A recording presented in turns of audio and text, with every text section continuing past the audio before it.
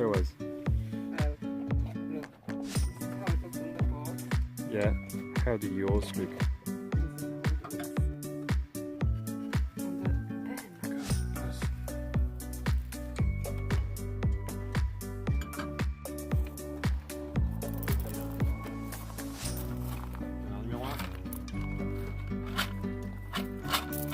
C'est toi canard numéro 1.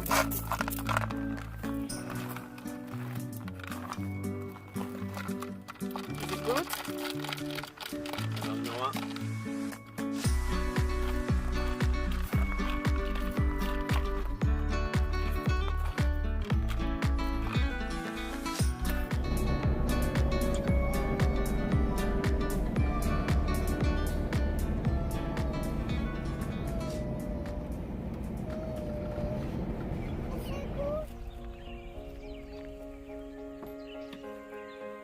In this episode, we are taking you to Louisiana, Texas, and New Mexico, so buckle up. As we went south, the whole sceneries and nature around us changed, and we got to visit our first swamps.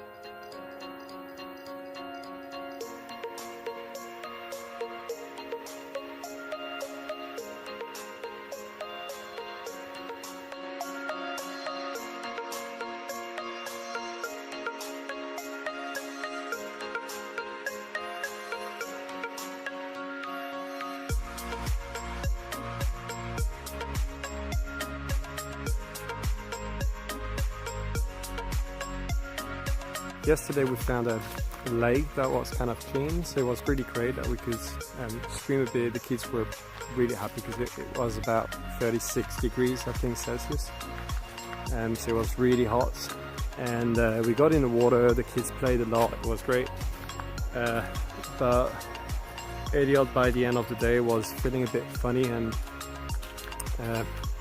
as we put him to bed, right before he fell asleep, he just puked everywhere in the van. Literally, he puked on Tom. The whole floor was covered, which is one of the things that you don't experience if you do van life without kids. That's quite original, let's say. So we cleaned as much as we could, but we're glad to see that today he's much better. He's eating, he drank plenty of water.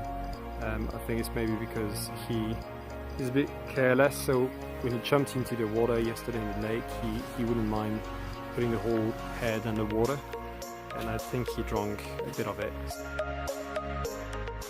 Even the roads to New Orleans is different. The city has a way to be. It seems to live only for itself.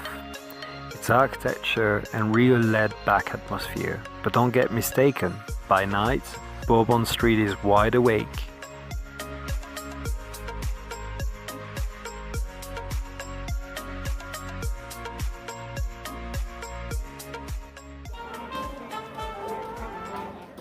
In the historical city center, both Tom and Elliot were mesmerized by the tunes of Louis Armstrong, and they loved running around in the Spanish Plaza.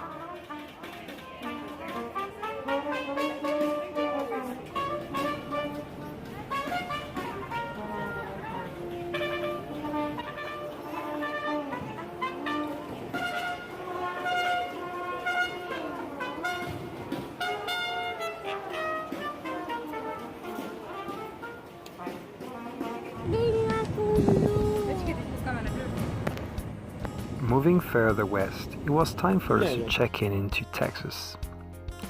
And the first views of it we got were its petroleum companies and busy Houston. But never mind, instead, let's have a look at Austin, a city that we really enjoyed.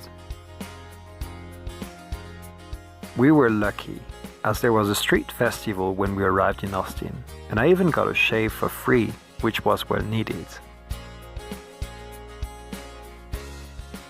We walked around town whilst Tom rode his scooter, and we got to discover the state capital, which is the largest of the whole United States.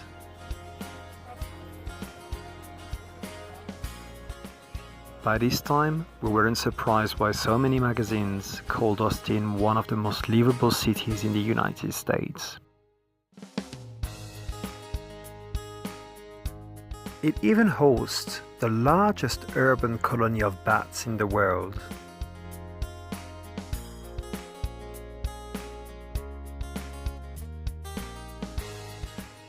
We then headed to Marfa to see its mysterious lights, but all we saw was this amazing sunset, which was worth the drive.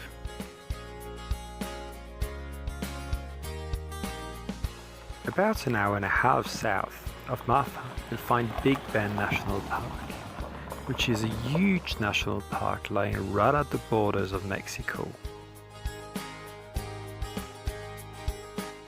We first went to a museum showing skeletons of dinosaurs. It was a great opportunity for the kids to understand better where they lived and see how big they were.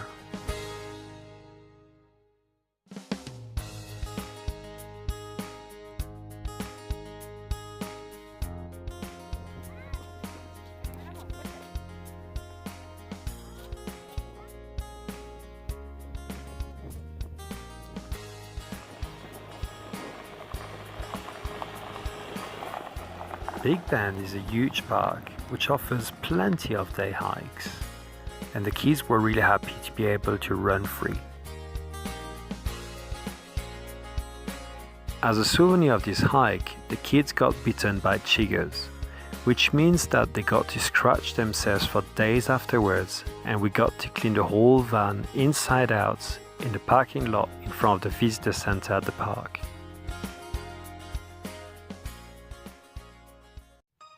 One of the places that Shaka really wanted to see was the Santa Elena Canyon, and when the rangers said that it rained too much over the past couple of days and the mud wouldn't let us go on the other side, Shaka still decided to give it a go and see it for herself.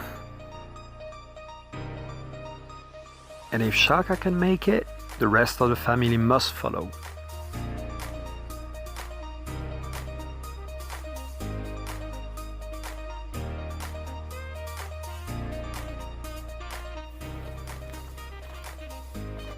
No one had been on the other side of the river for a couple of days, and it felt like we had the canyon for ourselves.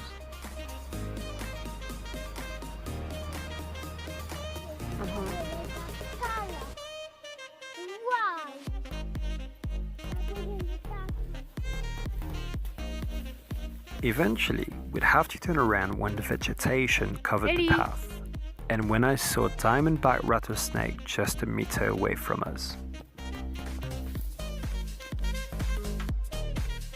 But we had even more time to enjoy the sunset on our way back.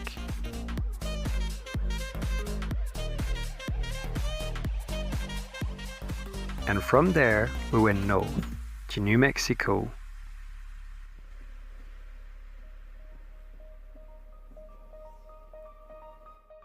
In addition to having one of the largest chambers in the world, Carlsbad had a multitude of details that made it a marvel to look at.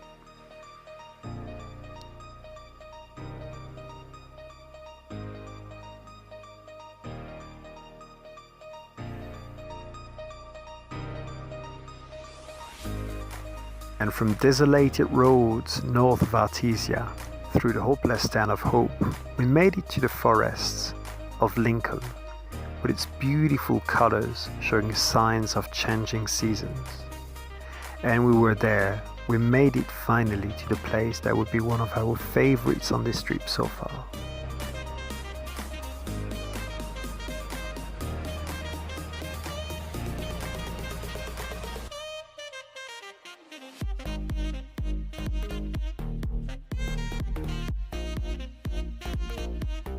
White Sand has a timeless feel to it.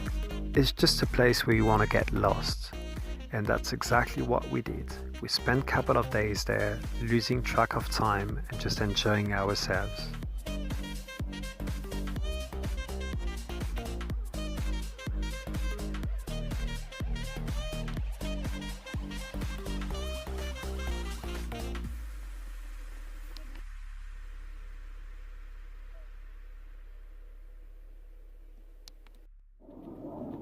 But if you ask the kiddos, it's not the walks in the desert that they will remember, neither digging holes in the sands, but instead, it's playing with the sledges and going downhill on the sand dunes.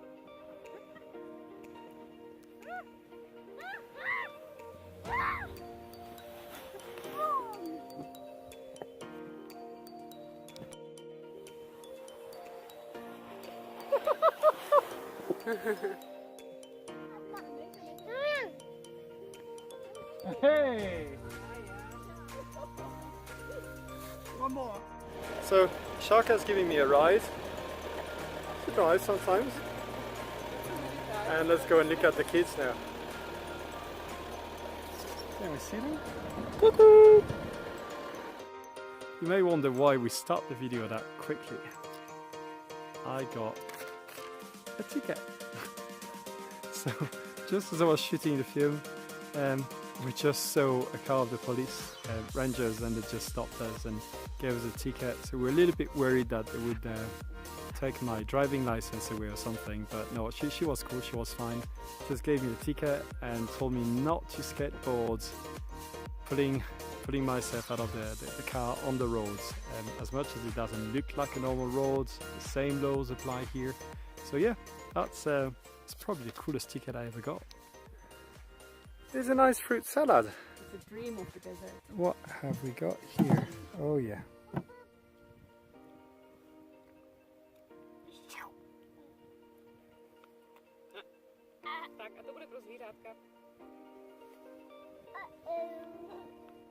We all have had such a great time there, and as parents on the road, it was great to be able to let the kids run free without being concerned about what could happen to them. And if you recall wet episode 1 of our vlog, we could even record some of our key footages there.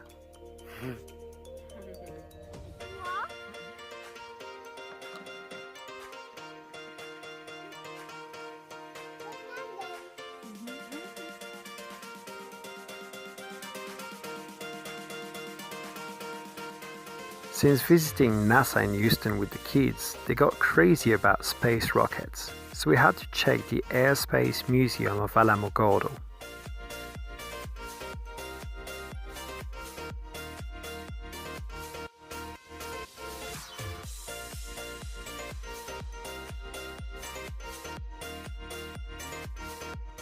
It was a great museum with lots of exhibits both inside and outside, and we even got to try astronaut suits.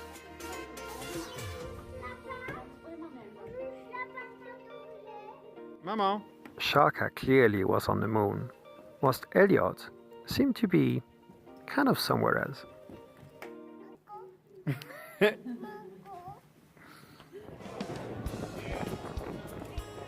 Continuing further north, we got really lucky when we came across a cowboys competition. It was finally time for us to explain to kids that cowboys no longer fight with guns, but instead they play around with lassos. And it's never too early to start training.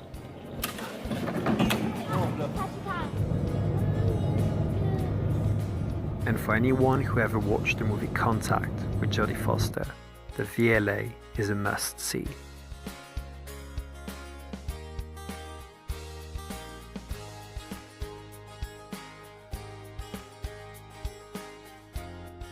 Although we didn't get confirmations of other life forms out there in space, more adventures are to come on Behind the Curve.